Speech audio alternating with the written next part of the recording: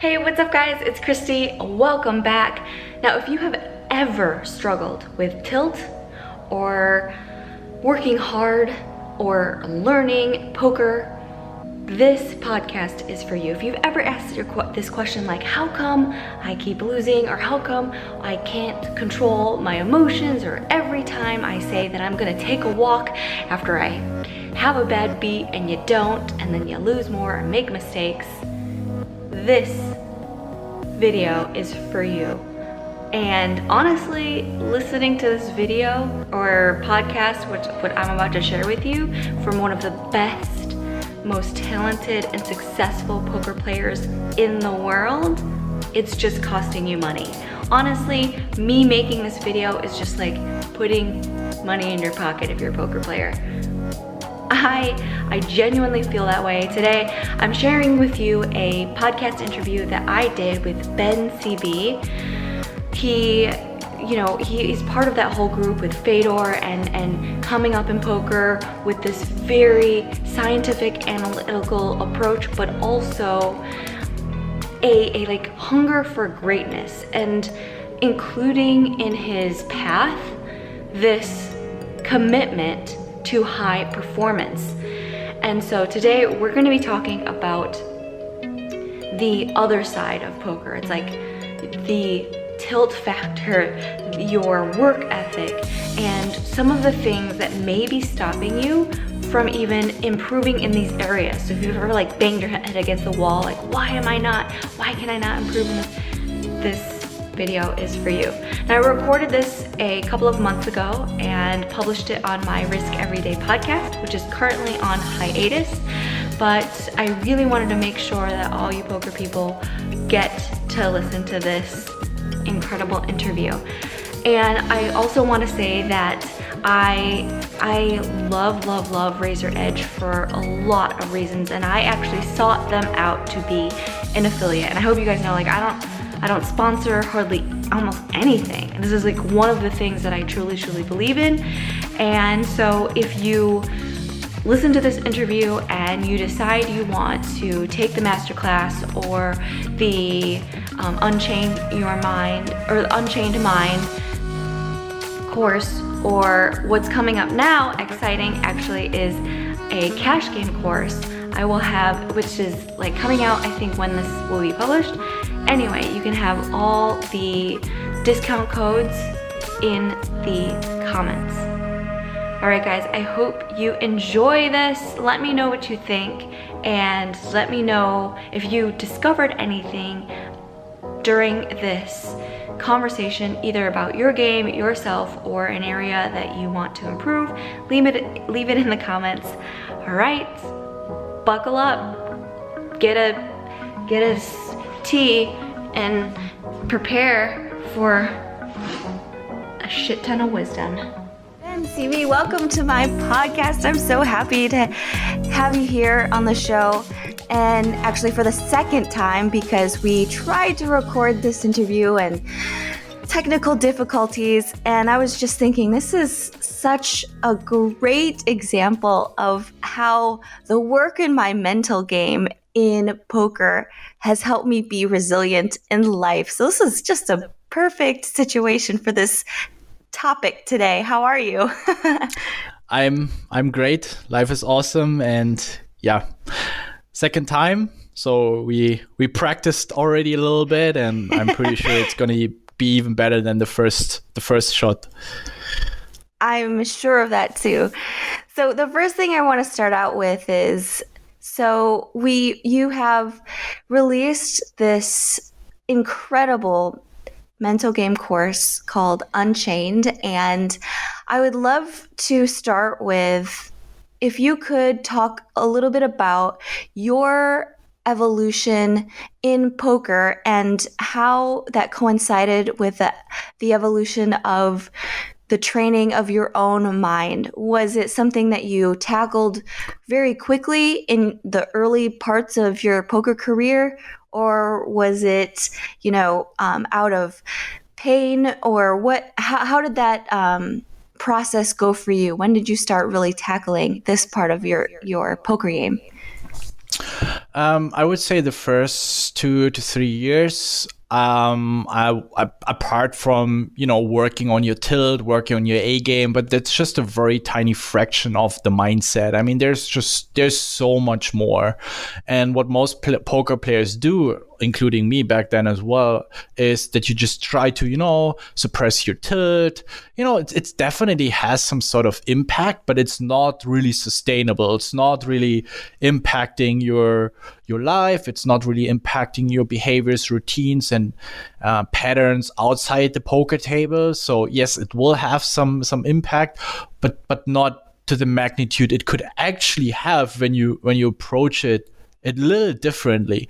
So I realized, I think it was 4 years ago, around 2014, when I was living in England, and it was a very successful year for me. I was very disappointed about my performance back then in Las Vegas, and I tried to understand why I was performing so bad, and I had huge expectations, and I was very driven to excel in online even more, and I was closing the leaderboard in a very dominant way, and I realized I was not really happy at all. I was putting everything, I prioritized everything towards becoming the best in sit and goes. Everything else was secondary, and I achieved my goal. And I was super surprised, and I was like, actually, at first you're happy, but after a couple of days, it faded away. And that was really frustrating for me, because I reached such an important goal for myself, and I thought it would be important, and yet I felt so miserable. There was nothing more I could have achieved in this very year. Yet I felt so. I was not so happy as I would have expected to be happy. So then you're I work so hard. This should last more than 2 days. This happiness. Exactly. And so then I try to understand what was. I mean, the first months I went back home to Germany, celebrate Christmas. Okay, that's the way it is. And I was very empty. My tank was very empty. And then I moved to Sweden. And I moved together with my former flatmate, and he was also a lot into self improvement. And then I started with meditation. I started reading books, and then I discovered something that also encouraged me to create the mindset course. Was there's so much shit happening in the back of our minds, the so-called subconscious mind, that all the forces that are holding us back, right? There's very often, we know there's something that is not good for us, yet we're doing it. So when people try to lose weight, when people try to stop smoking, they consciously know it's bad. It's bad to keep eating at McDonald's. It's bad to smoke. Yeah, we all know that, yet we keep doing it. And we need to understand there are certain forces in our subconscious mind that are holding us back from changing something. We might start changing something for a week or two, but it's not really sustainable. After 3 weeks, we fall back into old habits, into old patterns. And there's so much that is caused by our childhoods, from other influences like our parents, teachers, friends, movies, whatever it is, and old experiences. And so our subconscious mind has such huge impact. And I started realizing it, and I started working on that area and tried to understand, okay, what exactly now for my specific case, what is it that is holding me up? What is actually my main motivation? What inspires me to be a poker player? And it's so versatile and it's so broad that I think already 3 or 4 years then, when I started diving into this, okay, I at some point I would like to make a course where I put this all together in a very structured way, explaining people how our minds work and how our subconscious mind works, but then also putting it into a very practical way to tell people, okay, this is what you need to do, this is what you can do, or that is what you can do, and on a daily basis. And then this can happen. It can change into some very magnificent, is it the right term? Magnificent. Yeah. Yep. And very beautiful things can happen. And so that was the story of the course, my main motivation. And then step by step, I was working with mental coaches, with experts, reading a lot, educating myself. And of course, with poker, I would also say I have a lot of experience also with coachings, what happens, especially as a poker player, not only at the poker table, but also outside of the poker table, all the doubts we have, the anxieties, the entitlement we experience very often when we see someone else making a lot of money, but we think we are so much better than him, and trying to overcome that, but also accepting certain things much better that will give us a lot of more peace and calmness when then it comes to playing poker. That is what I love so much about this course, is that some people might be drawn to it. Oh, I want to make a little bit more money playing poker. Okay.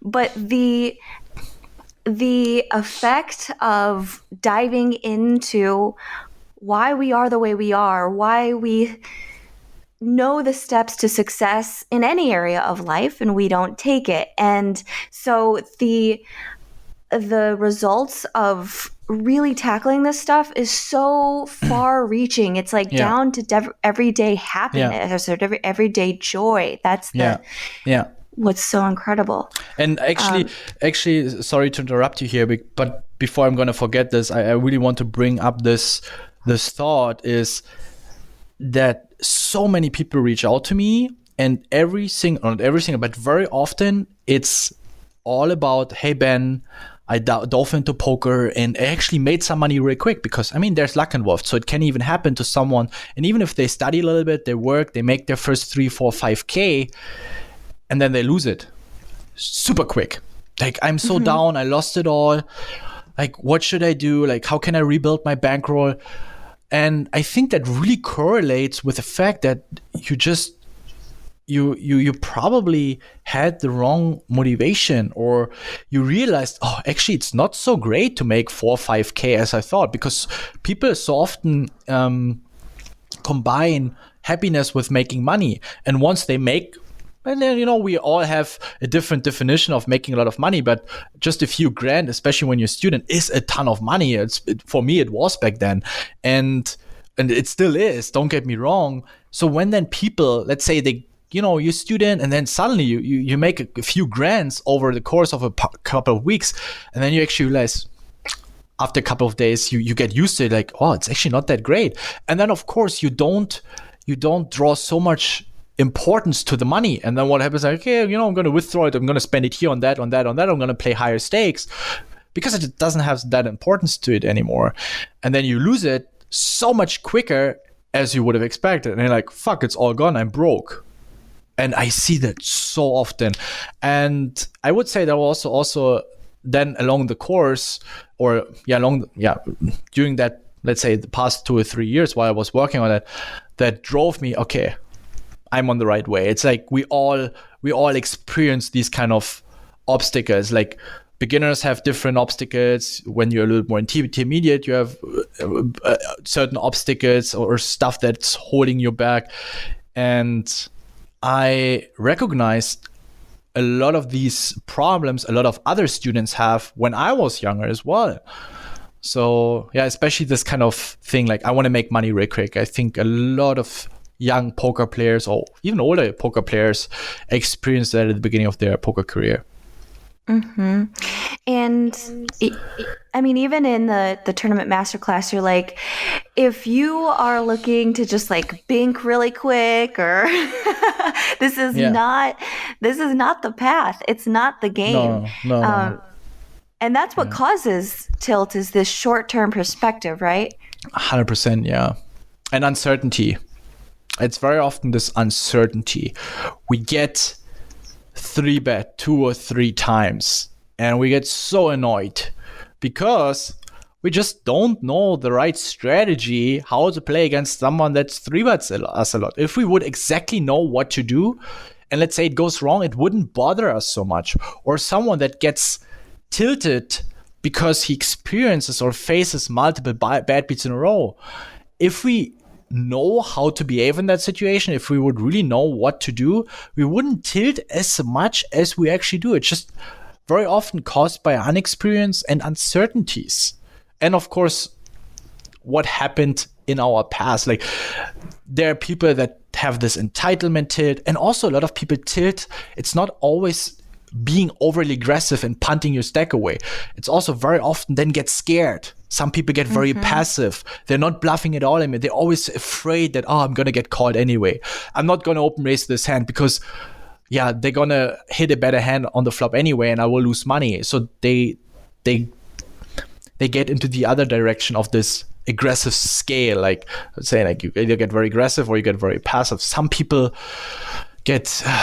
lose their focus, and it's not always about punting your stack away. It's just slipping your game into B game, C game, being a little bit less focused, being a little bit less concentrated, thus making more mistakes. Tilt is so broad. It's not so easy to put it in one term and say, okay, this is tilt. This is what happens when you tilt. Right.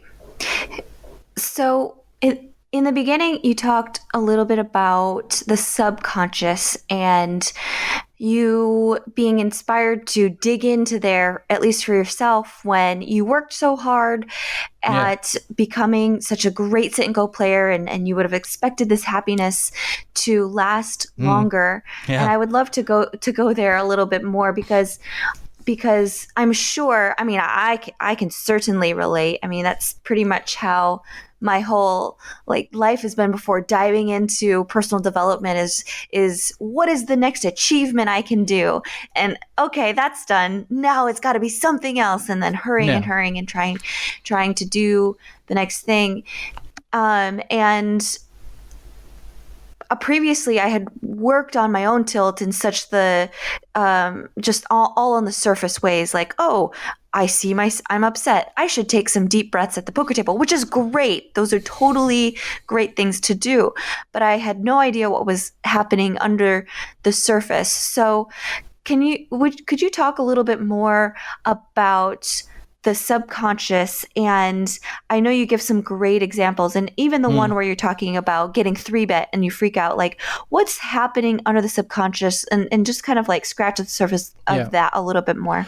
So for me personally, it was when I now go back to the example I mentioned earlier around 2014-15 when I was very successful in sit and goes, and I realized, fuck, I crushed everything, yet I was not really happy, is that I realized, I mean, not immediately, but then in 2016 to 17 when I started working on that it correlated with my environment where I grew up, my upbringing.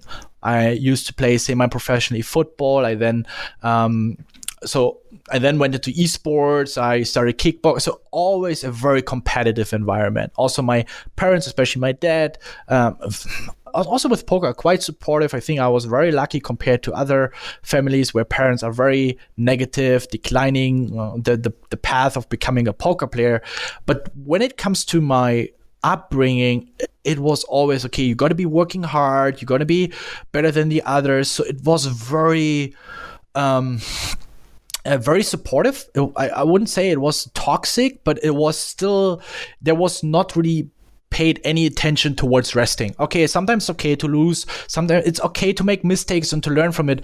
And even though when you're successful, okay, you're successful, now work on the next thing. And then I realized, okay, this imposed on my 20s when I became successful in poker, that I never had learned the ability to appreciate my successes. That to a certain degree was also still one of my strengths, that I can just work as hard as fuck. But sometimes it's at the same time, it's also sometimes of my weak points that I cannot just lean back and rest.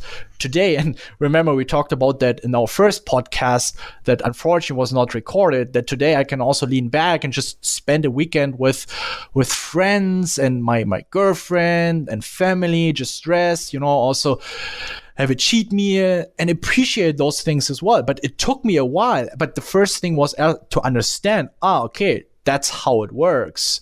And that took me a while because, it was 10, 15 years while I was playing football, and it was for the age of 10, 11, 12. It was on a very high level. It was the biggest club in my area. And so you have like 3-4 trainings a week, you have match day at the weekend, so you don't have, and then in the early hours you have school.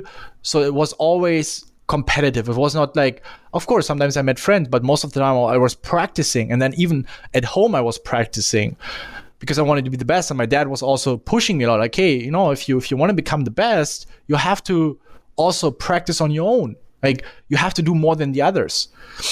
And I'm really grateful for that experience. Don't get me wrong. I don't want to wrestle my dad here, but just the way it is.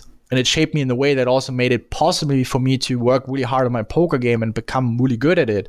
But at the same time, then I realized, okay, that's why I didn't appreciate my success back then in 2014. And I felt so empty, and I felt so a bit miserable, because this gap of expecting a lot of happiness when I reach my goal, yet then being there, and no, I didn't experience that at all.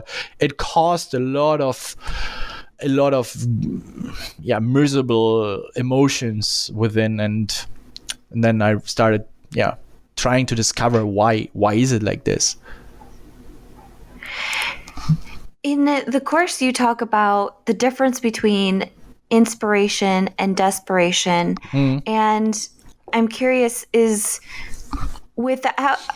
so let's say that you kept on that track, which is, like you mentioned, not sustainable, where it was just this, would it have continued to be an act of desperation to try to reach the next thing in poker, and perhaps maybe that's not sustainable, and it wouldn't have been the love of the process would just not have been there, right? Like, would that be part of totally your own desperation instead of inspiration? Yeah, I was playing, and it was very hard for me. Like, I think you can still be successful when you act out of desperation, but I think it's not so sustainable as if you would act out of inspiration.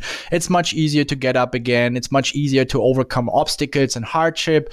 So I think that at some point, I mean, maybe one more year, but I think at some point was just, no, fuck it. Like, why am I doing this? It doesn't fulfill me at all. And I realized that then my perspective shifted more towards enjoying becoming a better person in general, just learning from my mistakes, and also being okay and misplaying spots and learning from it, and also transmitting what I learned in poker to my life that helped me learning or growing, excelling as a person, learning business, starting Raise Your Edge, and making my experiences there, and just whatever I was doing. You know, you have your poker journey, you have your business journey, you have your personal relationship journey.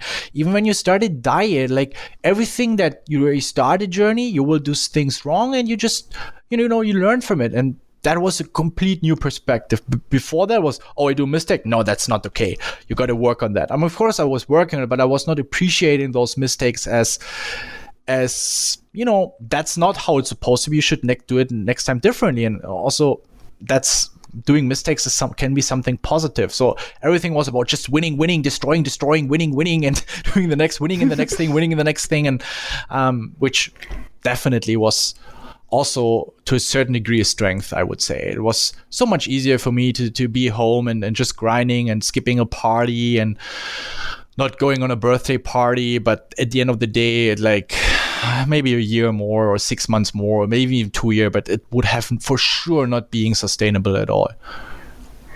Absolutely. And I can imagine that there are people listening who are motivated and crushers, and they just want to play poker all day, every day, and just like do this.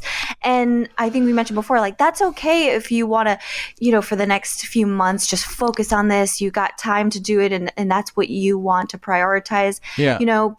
But at the same time, it's like, this is also an opportunity to be conscious of the fact that maybe that's not sustainable forever, that maybe it's sometimes avoiding other situations in life, and also, what is success for? You mentioned, like, before, you couldn't even take a vacation with your girlfriend. And guys, if you're listening and you want to be the best poker player you can be, great, but girlfriends aren't going to wait forever. Like, they're not going to not go on vacation and not see you forever. So It's going to be a part that, has to be balanced a little bit if you want, deep, intimate relationships as well. Well, it also goes in the other direction, by the way. If you're lazy as fuck, there might be a reason for it, right? So that's what I meant. And that's the point. Like, do not try to copy me. Do not try to listen. Okay, maybe it's the same for me. It might be, but it's more likely that it's completely different for you. But what you got to do is you need to start sitting down, working on yourself, listening to yourself. And it can happen by just meditating 15, 20 minutes a day.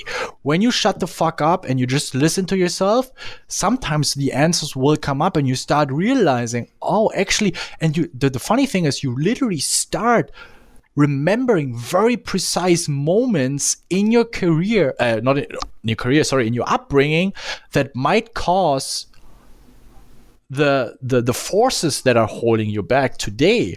So I once had a student who I think the coaching took us 10 or 15 minutes, and he asked me, okay, Ben, like, I really have a hard time studying. Like, for me, it's so hard, but I enjoy the game. I love the game. I want to play poker, but he constantly lost money because he didn't feel like studying but he knew he needs to. Like, I didn't need to tell him, hey, you need to study. And he even enjoyed discovering new things, but sitting down and simply studying. Yeah, why? Because everything when he was a child was delivered on a silver plate. And then we talked a little bit about how was his upbringing. And then, school was easy, always a lot of friends and good grades. And like, he never really experienced the hustle. Like, his parents are really nice, always very supportive, giving him the money for college. There was no hustle at all. So he never learned this ability of just going through the pain, going through the lonely hours of studying, and it was so hard for him. And then he had this epiphany, and that was actually already a huge step. I mean, of course, then just because you realize that's what is causing you, what is holding you back, it's not going to change something. Like, you then have to meditate it or write a journal or constantly talk with someone about it, and just also accepting it. Like, it's not about denying it. And that's what a lot of people do wrong. They're like, okay, I'm going to deny what happened to me. No, it's in there. Like, it's about changing your relationship to it. And today, even though I'm resting, I still have this feeling, okay, I got to go out there, got to go win. I got to go out of the battle in the battlefield. No. So, and that's okay. Like, I can smile over it. I'm like, okay, cool. There's little Ben trying to win again, but that's okay. So, and that's the same for you. So don't try to change 100%. You just try to make it better. You just, accepting it more and more, and then it will also take this, it will uncharge it. I don't know if that makes sense. It will, this force will be uncharged that is holding you back, and it will feel easier for you then to study. So that's very important to keep the mind. Don't try to, forget about it or deny it. Like, what you resist will persist, and it will actually just make it stronger. Yes, and also you mentioned that you love this part about, like, it's both your crux and your strength. Yeah. Like that, and you embrace it as such, because it's like in this discovery, at least for me, because I'm such a I think we had similar upbringings, but I have this, I when I discover something about myself, I think sometimes my urge at first is to be like, oh, I just discovered that I do this, and I want to be mad at that, or like, why do I always have to do that? But it's embracing both. Like, not just pushing that part away once I discover it. I think that you're right. That's so important. And I guess I want to bring, like, whenever people listen to podcasts, they always love, I always hear that they love, like, really specific. So that was really helpful with that story with one of your students who just never experienced sitting down and working hard. And imagine if he had never discovered that about himself for his entire life. It would just be like, yeah. And that's horrible. Like, imagine you're 80, you're 90, and then you start realizing it, because the older you get, the more often. And I think that's, when you listen to Gary Vaynerchuk or the very, very influential person, it's like they talk about that so often. Like, when you're 60, 70, 80, you're going to regret all the things that you haven't discovered or you haven't tried. Like, but why do you regret it when you're so old? It's because you then take more time for yourself. You're more often sitting in silence. You're more thinking about life. And that's when it happens, because you then start memorizing very old things, and like, fuck, that's why I never started this. Fuck, that's why I was always so lazy. Fuck, this is, and then you're like, wow, if I would have known this earlier, I would have done it. And then that's when you start regretting, and then it gets very painful. So start it today. Like, take a day off from social media, like 10-15 minutes in the morning. Like, don't watch your phone, just sit there, like watch your body, observe your breathing, observe your thoughts, and you will see that some very beautiful things can come up. And maybe for 2 weeks nothing can happen. Like, there's no rule of thumb, or there's no guideline. We're like, okay, after 7 days, this will happen. And especially for boys, I think it's very difficult for boys, because we are so rational. Like, for us, we need instructions, we need guidance. After 7 days, this happens. After 14 days, this happens. After 21 days, this happens. No. And honestly, because I was always playing hyper-turbo sitting goals in very quick formats and actions here and there and left and right, I think I got used to meditation after, I don't know, 200 days.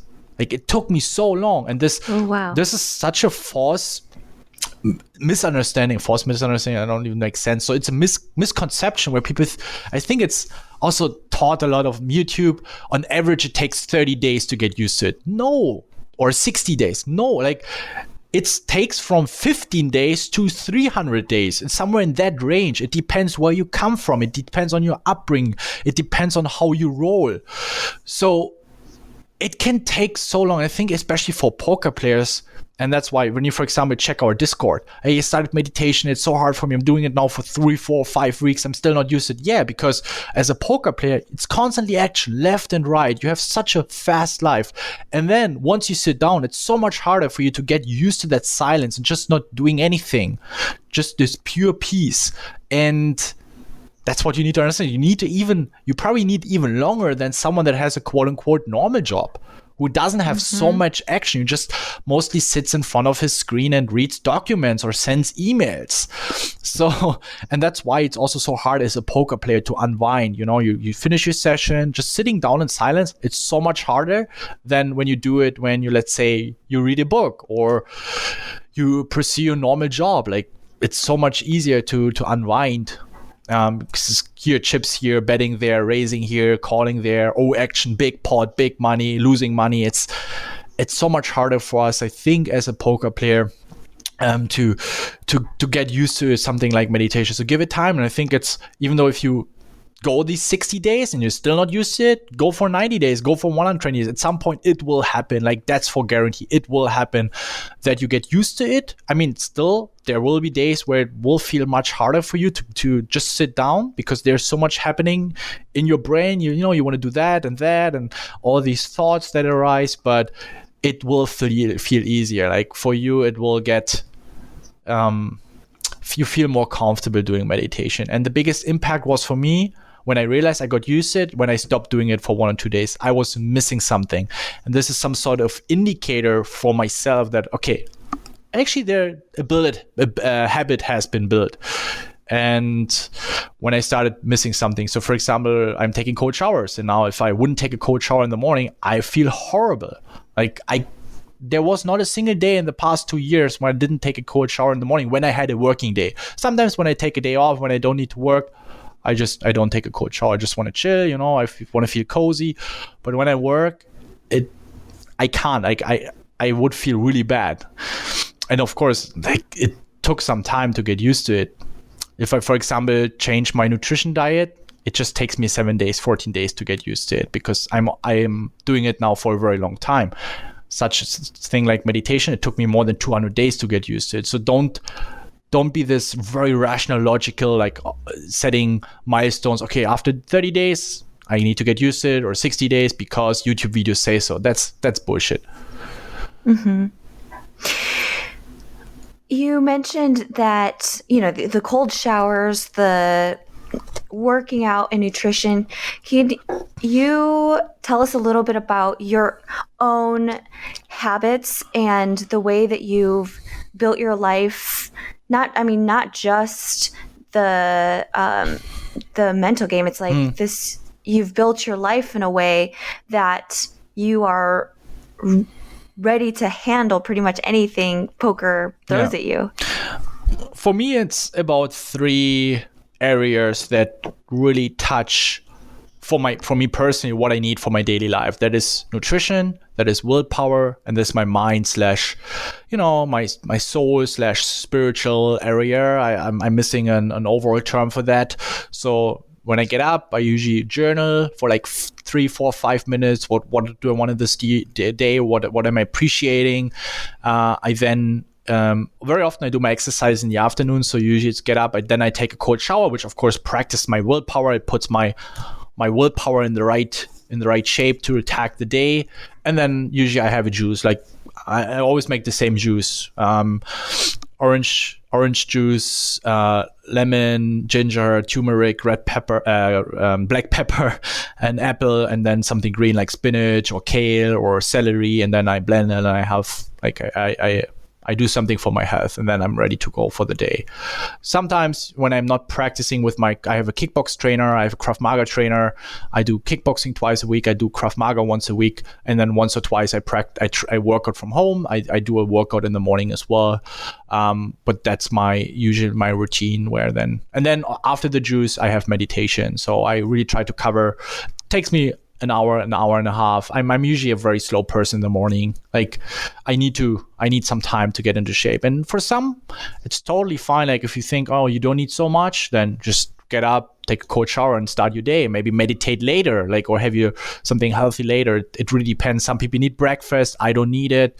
That's why I'm always telling people, just try out what works best for me. And for the past couple of months, this routine has been very, very strong for me and very impactful.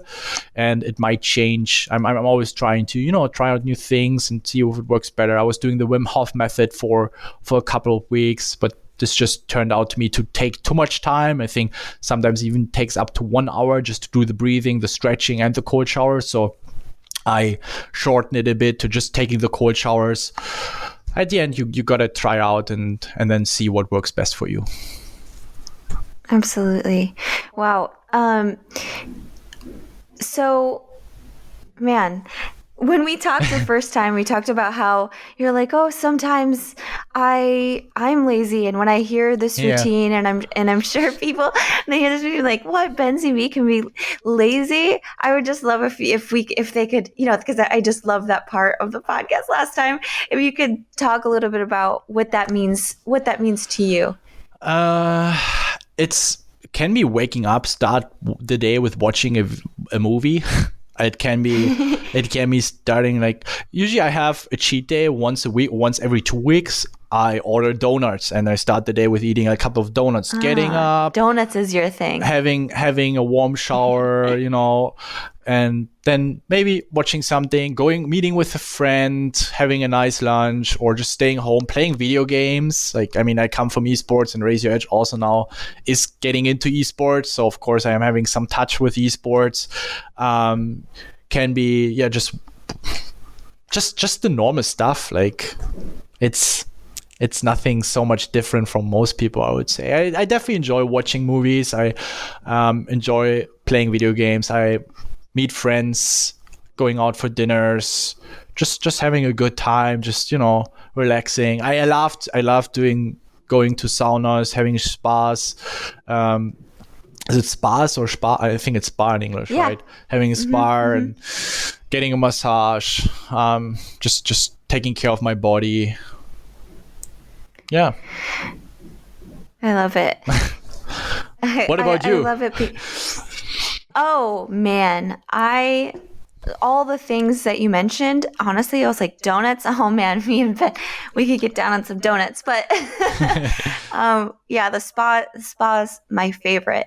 And it's also, always reminds me, like every time I get a massage, I can tell how long it takes me to slow down and relax. And I'm like, oh, and how important that is. So, and I also want to mention, you talked so much about meditation and that it took you 200 days. And I think that that's really I helpful to share, because when I first started meditating, I think people who listen to this and they'll be like, maybe you just start with 5 minutes, and maybe that 5 minutes feels excruciating. That's okay.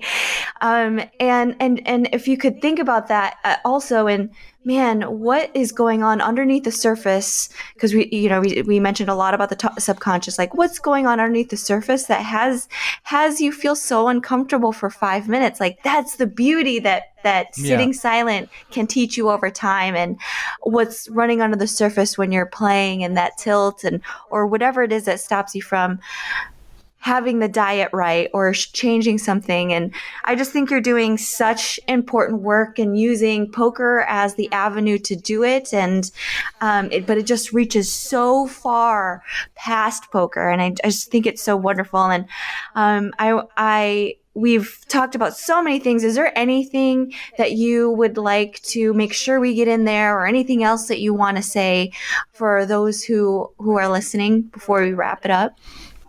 I mean, at the end of the day, it's all about happiness. If someone feels unhappy and he's complaining about something, and he has a shitty nutrition, and he's never meditating, and I don't know, he keeps complaining about his miserable life. This is something I don't understand. I also don't respect, because then just change something, try out something, try to meditate, try to get it. And so many people, they also find excuses, like, I don't have the time, I don't have the money. Well, you might not have it right now, but you can work towards it. So of course, I understand sometimes you got to pay your bills, your expenses, you have duties and responsibilities. Take care of them.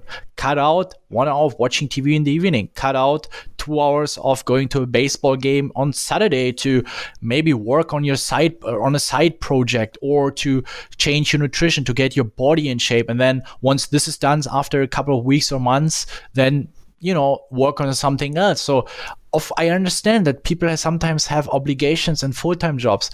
I feel very, very happy that I can take off 2 weeks and work focused and dedicated on a new project. Some people don't have that opportunity, but I think we all have these 1, 2, 3 hours a day that we can dedicate it towards something really great, something that would make us better. So I think so often people are trapped in this victimhood of, I don't have money. Yeah, you don't have money now, but you can take action towards it, baby step towards having more money in the future, working on that side project. Yeah, you're not in the best possible health shape right now, but you can work towards it. Skip the donut today. Instead of drinking lemonade tomorrow day, switch towards water. Make an action plan. What can you change right now? Make changes this week. Next week, you got to implement new things.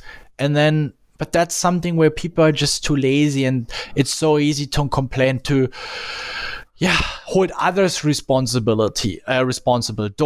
Donald Trump, or bad weather, or I don't know. Like, it's so easy, to make up excuses to not go for a run or to work on your side project because the law is so stupid. I don't know. This is something that is very toxic, not towards other people, but towards yourself. Like, this is the most toxic thing you can do.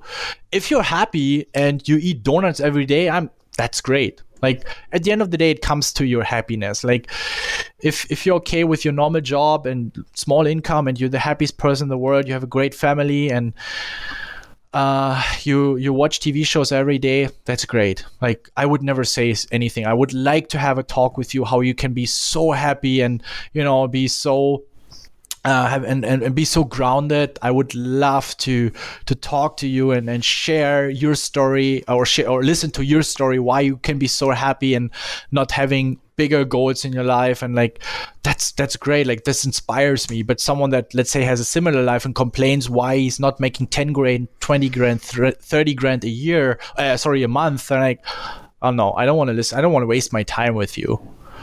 So right. it's at the end, it comes down to happiness and how you feel right now, I would say. Right. Yeah, like if you have that voice saying that you want more or you're not happy now, it has to be in action, not just complaining.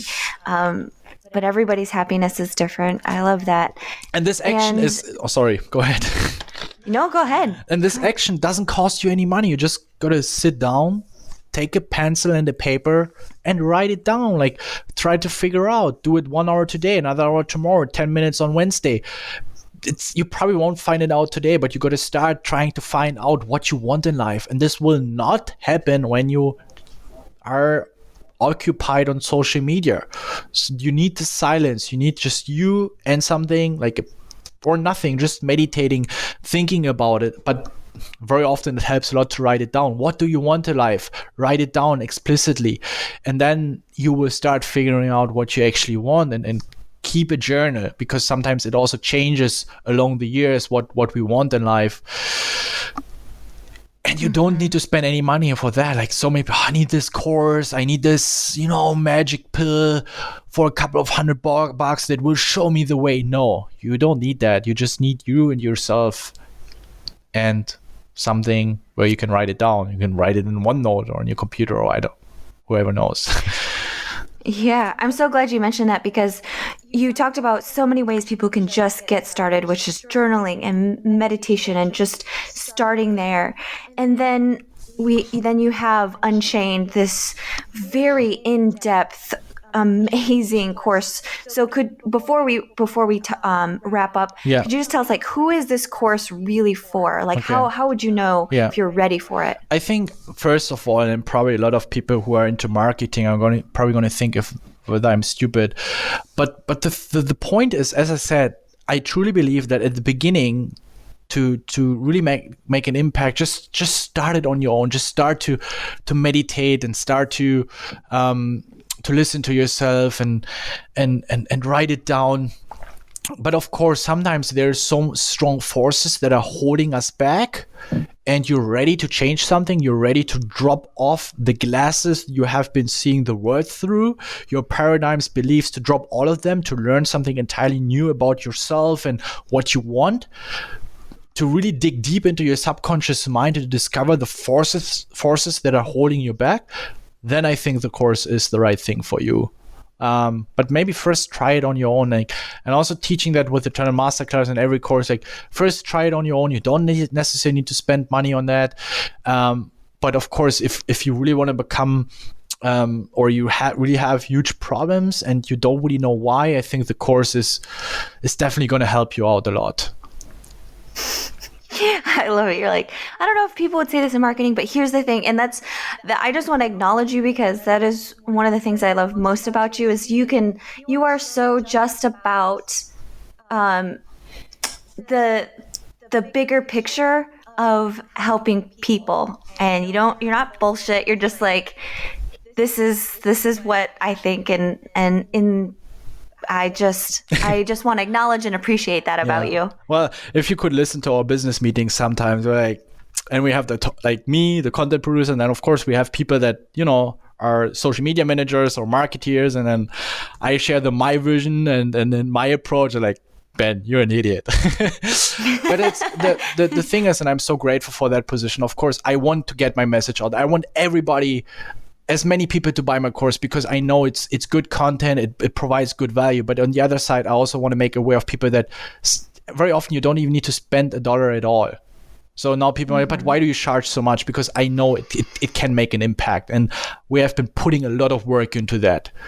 So that's what I want to people know, that it's, for me, really important that you have so much within that you don't need to buy all these courses on YouTube and stuff. And if you then discover for yourself, okay, I need some extra help, here it is.